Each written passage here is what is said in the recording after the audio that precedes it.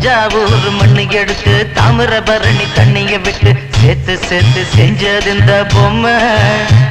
இது பொம்மை இல்ல உண்மை. எத்தனையோ பொம்மை செஞ்ச கண்ணம்மா,